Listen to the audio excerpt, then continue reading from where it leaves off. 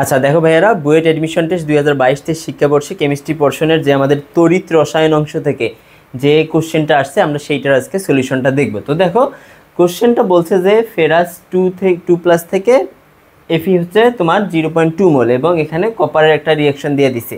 তো ব্যাপার হচ্ছে যে এখানে আমাদের কি বের করতে বলছে, ইএমএফ বের করতে বলছে বা কোষের তড়িৎচালক শক্তি বের করতে বলছে। তো আমরা জানি যে এই টাইপ ম্যাথে যদি আমাদের ঘনমাত্রা দেয়া থাকে তাহলে আমাদের একটা সমীকরণ আছে এবং ওই সমীকরণটার নাম হচ্ছে নার্নস্টের সমীকরণ। তো আমরা যদি নার্নস্টের সমীকরণ থেকে ই সেলের মান নির্ণয় করতে চাই তাহলে দেখো আমাদের ফর্মুলাটা কি বসে, E naught cell minus 2.303 RT divided by NF into log কি বলতো, লগ তোমাদের বলছিলাম যে জারণের ঘনমাত্রা ডিভাইডেড বাই বিজারণের ঘনমাত্রা।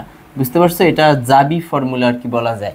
তো এইটা হচ্ছে আমাদের নার্নস্টের সমীকরণ। নার্নস্টের সমীকরণটা দিয়ে আমরা ম্যাথটা ইজিলি করতে পারবো। তো দেখো ভাইয়ারা, ই নট সেল মানে আমাদের এখানে কি হবে বলো তো, জারণ কার হবে বলো, এখানে আছে ফেরাস এবং কপার। আমরা যদি ধাতুর সক্রিয়তা সিরিজ দেখি তাহলে কপারের উপরে হচ্ছে ফেরাসের অবস্থান, সো অ্যানোড হিসেবে কাজ করবে কি ফেরাস, সো ইলেকট্রন ত্যাগ করবে কি ফেরাস, সো জারণ কি ফেরাসের কি ঘটছে, জারণ ঘটছে।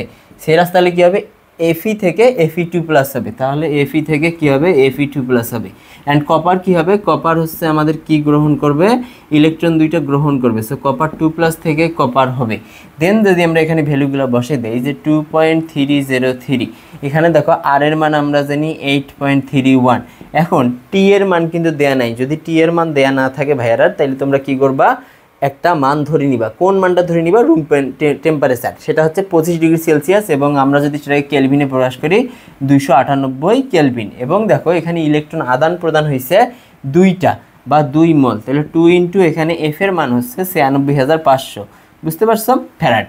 এবং এখানে যদি আমরা লগ বসাই তাহলে এই জারণ কার ঘটছে, ফেরাসের ঘনমাত্রা কত 0.2, এর নিচে থাকতেছে কত 0.1। যদি আমরা পুরোটা ভাইয়া ক্যালকুলেশন করি, এখানে দেখো আমাদের এইটার ভ্যালু কত দেয়া আছে, এইটার ভ্যালু কিন্তু দেয়া নাই, দেয়া আছে Fe2+ থেকে Fe মাইনাস 0.44, তাহলে কি হবে, এটা পজিটিভ হয়ে যাবে 44 প্লাস 0.34 মাইনাস, আমরা যদি এই সবগুলা মনে করে এগুলো একদম ক্যালকুলেশন করি তাহলে আমাদের অ্যান্সার আসে 0.7711 ভোল্ট। এইটা হচ্ছে আমাদের পুরা কোষটার ইএমএফ। তো ভাইয়ারা একটা জিনিস মাথায় রাখবা, যদি এরকম কোষে ঘনমাত্রা সহ দেয় এবং তাপমাত্রা না দেয়া থাকে তখন তাপমাত্রাটা আমরা 25° ধরে বসাবো এবং ঘনমাত্রা দেয়া থাকার কারণে নার্নস্টের সমীকরণ দিয়ে আমরা সলভ করব।